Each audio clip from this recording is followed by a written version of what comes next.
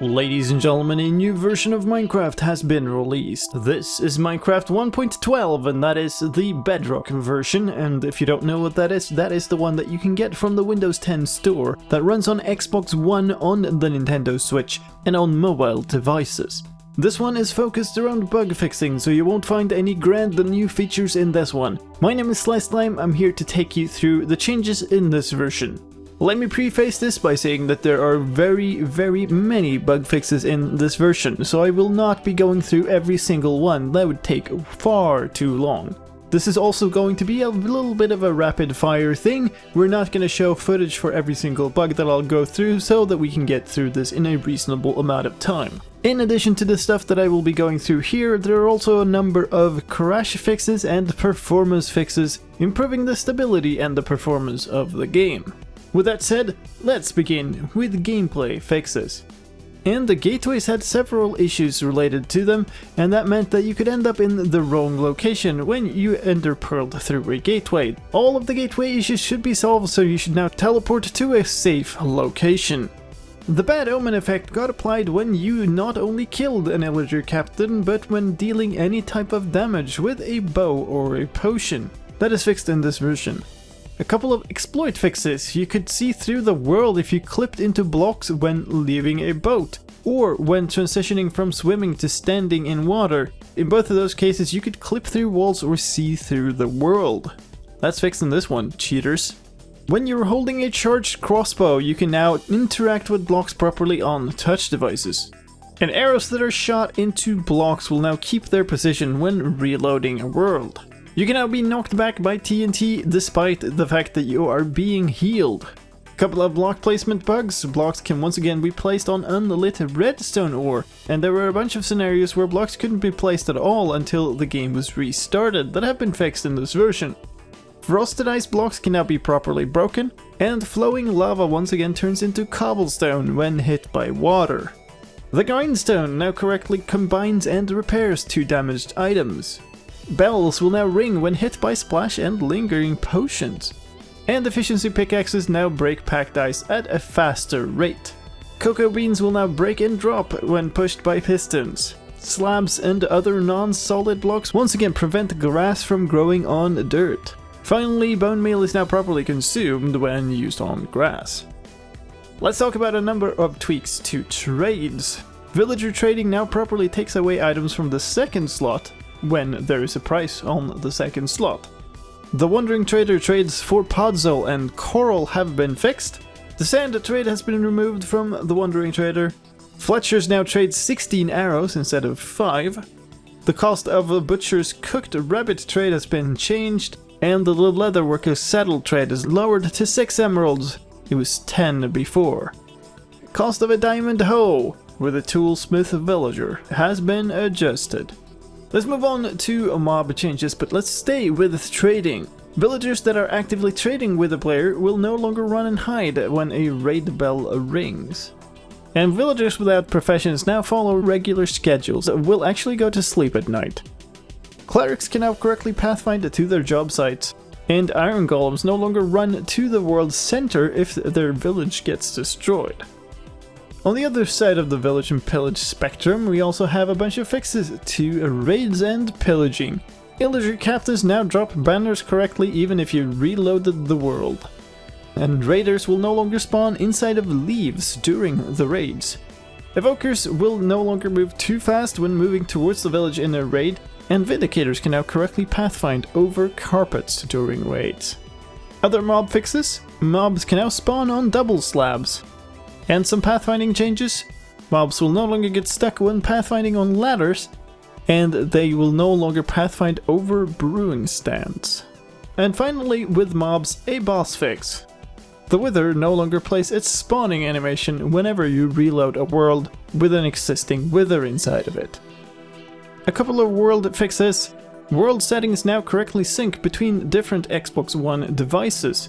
And on servers and on realms, there were a number of block types that incorrectly generated. That is fixed in this version. Visual changes in this version: a number of block and item types and textures have been updated in this version to get Bedrock up to sync with the latest changes in the texture update.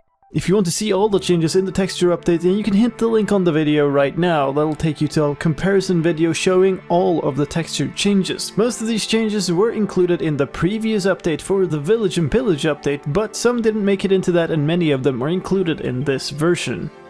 A whole number of fixes for custom skins and resource packs that were not correctly applied without needing to restart the game first. Couple of fixes for cats. Tamed cats no longer slide around when sitting, and the tuxedo cats and cats that were converted from ocelots will now use the proper textures. And the color of dyed leather horse armor is no longer applied to other horse armor. Taiga zombie villagers had a missing skin, that's fixed in this version. And finally there was a glitch with the player's arm when viewing in first person mode after eating food. Some sound fixes in this version too.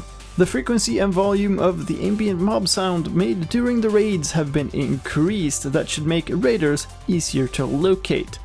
New wandering trader sounds are added in this version, as well as a sound to indicate when a villager is not willing to trade. For instance, this can happen during a raid. There are also missing sounds for zombie villagers that have been added in this version. Finally, village job site blocks now have consistent sound volume levels when used by players. Some user interface fixes.